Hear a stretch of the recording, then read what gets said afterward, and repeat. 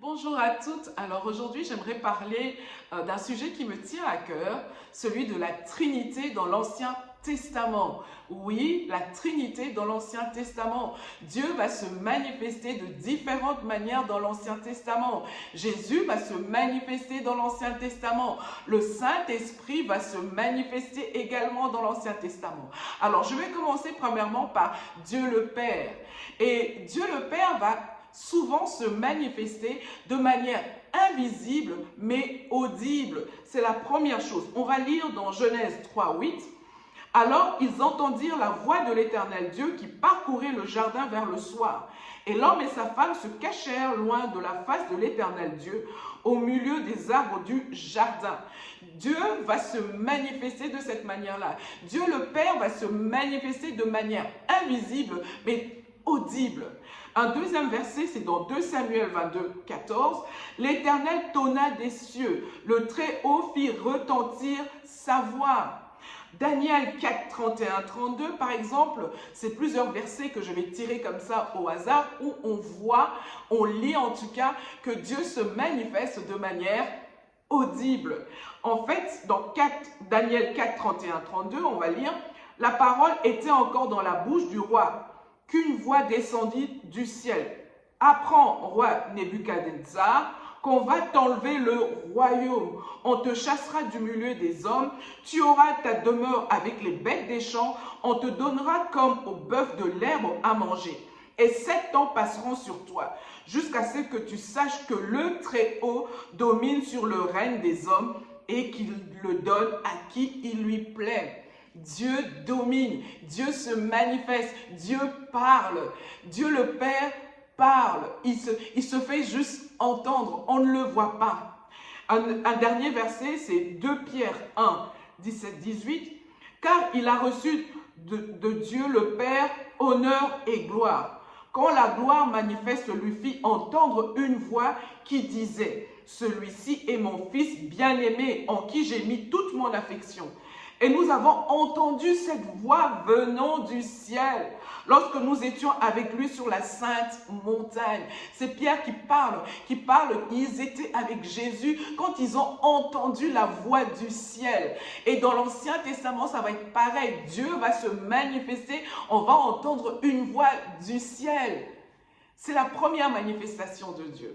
La deuxième manifestation de Dieu, ça va être de manière visible. Et on va le voir par exemple avec Abraham, dans Genèse 18, 1, 2. L'Éternel lui apparut parmi les chênes de Mamré, comme il était assis à l'entrée de sa tente pendant la chaleur du jour. Il leva les yeux et regardait, et voici 3 hommes étaient debout près de lui. Quand il les vit, il courut au-devant d'eux, depuis l'entrée de sa tente et se prosterna en terre. On voit qu'il va avoir une manifestation visible de Dieu. Visible parce qu'Abraham va voir des hommes qui viennent et il va reconnaître que ces hommes qui sont en train de venir, c'est Dieu. Alors, la question qu'on peut se poser, c'est vrai, c'est comment est-ce qu'il sait Abraham? Comment il sait? Ça, ce sera un autre sujet de discussion. Et donc, la première manifestation de Dieu qu'on va lire également dans la Bible, ça va être l'ange de l'Éternel. L'ange de l'Éternel. Genèse 22, 9 à 12 va dire, « Et ils arrivèrent au lieu que Dieu lui avait dit. Et Abraham bâtit là l'autel et arrangea le bois. Et il lia Isaac son fils et le mit sur l'autel, sur le bois. Et Abraham étendit sa main et prit le couteau pour égorger son fils. Mais l'ange de l'Éternel lui cria des cieux et dit, « Abraham, Abraham !» Et il dit, « Me voici. » Et il dit, « N'étends pas ta main sur l'enfant et ne lui fais rien, car maintenant je sais que tu crains Dieu et que tu n'as pas refusé ton fils, ton unique. » Dieu va se manifester à Abraham et ça sera l'ange de l'Éternel. La Bible va dire que l'ange de l'Éternel va se manifester à Abraham et il va parler à Abraham. Deuxième verset qui m'a interpellé, l'ange de l'Éternel va se manifester à Agar également. On va lire dans Genèse 16, 17, 9. « Mais l'ange de l'Éternel la trouva près d'une fontaine d'eau dans le désert, près de la fontaine qui est sur le chemin de Shur. Et il dit, Agar, servante de Saraï, d'où viens-tu et où vas-tu? Et elle dit, je m'enfuis devant Saraï, ma maîtresse. Et l'ange de l'Éternel lui dit, retourne vers ta maîtresse et humilie-toi sous sa main. Agar, on verra dans Genèse 21, 17, et Dieu entendit la voix de l'enfant, et l'ange de Dieu appela des cieux Agar et lui dit, qu'as-tu, Agar? Ne crains point, car Dieu a entendu la voix de l'enfant là où il est. L'ange de l'Éternel va parler 2 fois à Agar. Et quand on lit par exemple Jacob, Genèse 31, 11, on va lire, et l'ange de Dieu me dit en songe, Jacob, et je dis, me voici, je suis le Dieu de Béthel, où tu oignis une selle et où tu me fis un vœu. Maintenant, lève-toi, sors de ce pays et retourne au pays de ta parenté. Toujours avec Jacob, on va lire toujours dans Genèse 32, 24, et Jacob resta seul, et un homme lutta avec lui jusqu'au lever de l'aurore. Et lorsqu'il vit qu'il ne prévalait pas sur lui, il toucha l'emboîture de sa hanche. Et l'emboîture de la hanche de Jacob fut luxée, comme il luttait avec lui. Et il dit, laisse-moi aller, car l'aurore se lève. Et il dit, je ne te laisserai point aller sans que tu m'aies béni. Et il lui dit, quel est ton nom? Et il dit, Jacob. Et il dit, ton nom ne sera plus appelé Jacob, mais Israël, car tu as lutté avec Dieu et avec les hommes, et tu as prévalu. On voit plusieurs versets où l'ange de l'Éternel va rencontrer Jacob. On va lire par exemple par rapport à cette lutte que Jacob a eue avec cet homme. Mais en réalité, Jacob s'est battu contre Dieu, contre l'ange de l'Éternel. Osée 12, 4, 5 va dire, dans le sein maternel, Jacob saisit son frère par le talon et dans sa vigueur, il lutta avec Dieu, il lutta avec l'ange. Il lutta avec Dieu, il lutta avec l'ange. Et il fut vainqueur. Il pleura et il lui adressa des supplications. Jacob l'avait trouvé à Béthel. Et c'est là que Dieu a parlé. Mais quand on lit la version, l'histoire même dans Genèse, ça ne s'est pas passé à Béthel. Mais en fait, ici, Osée est en train de parler de Béthel pour dire que le Dieu avec qui il a combattu, c'est le Dieu de Béthel, celui avec qui il avait fait alliance. L'ange de l'Éternel va apparaître aussi une dernière fois, on va voir à Jacob, c'est quand Jacob va bénir ses enfants, il va bénir Joseph et il dit que le Dieu en présence duquel ont marché mes pères, Abraham et Isaac, que le Dieu qui m'a conduit depuis que j'existe jusqu'à ce jour, que l'ange qui m'a délivré de tout mal bénisse ses enfants. C'est dans Genèse 48, 15, 16. Jacob parle de cet ange, de l'ange de l'Éternel. Et l'ange de l'Éternel est Dieu. Ok, Moïse va vivre la même expérience. On va lire dans Exode 3, 1, 2. On va lire également dans Exode 3, 1, 4. On va voir combien l'ange de l'Éternel va apparaître à Moïse au milieu d'une flamme. Au milieu d'une flamme. Et alors, ce qui est très interpellant avec le verset de Exode, c'est que, on va le lire, Exode 3, 1, 4. Et Moïse faisait paître le bétail de Jéthro, son beau-père, sacrificateur de Madian. Et il mena le troupeau derrière le désert. Et il vint à la montagne de Dieu à Horeb. Et l'ange de l'Éternel, lui, apparut dans une flamme de feu, au milieu d'un buisson à épines, et il regarda. Et voici, le buisson était tout ardent de feu, et le buisson n'était pas consumé. Et Moïse dit, je me détournerai et je verrai cette grande vision. Pourquoi le buisson ne se consume pas? Et l'Éternel vit qu'il se détournait pour voir. Et Dieu l'appela du milieu du buisson et dit, Moïse, Moïse, et il dit, me voici. Ici, on voit clairement qu'au milieu du buisson, c'est l'ange de l'Éternel qui apparaît.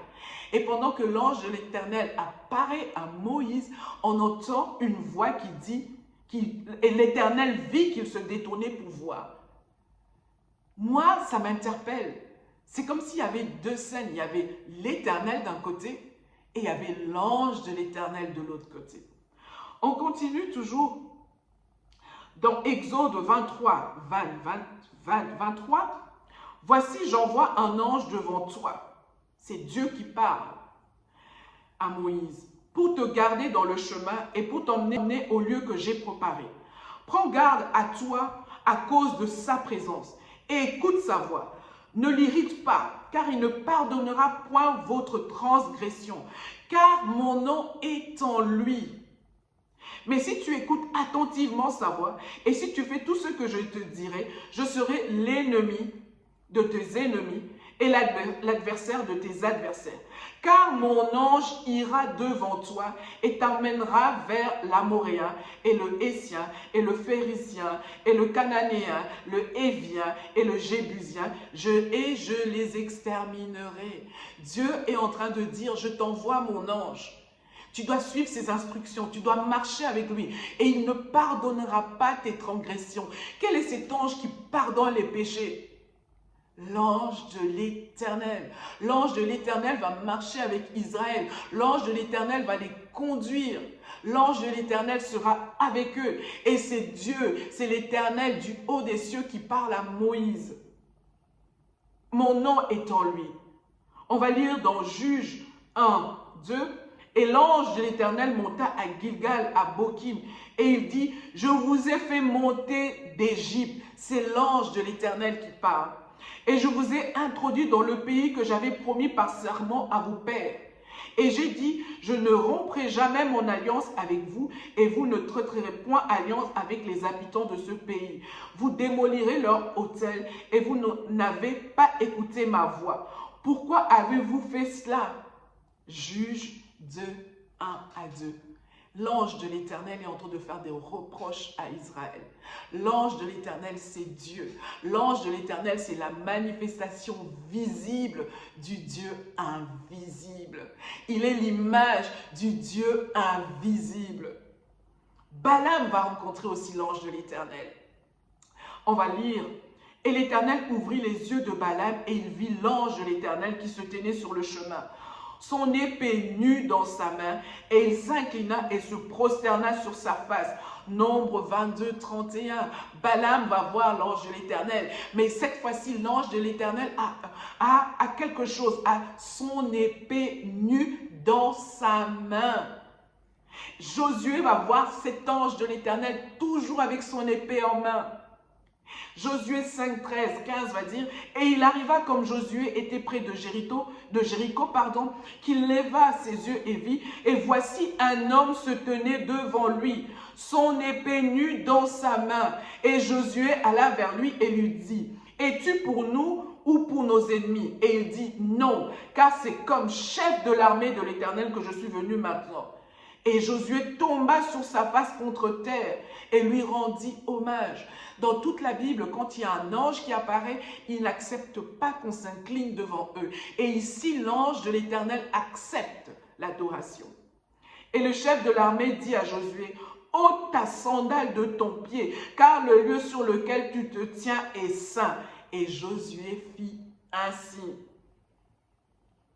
Et il va parler encore à Josué. Et il va dire, et l'ange de l'Éternel lui apparut.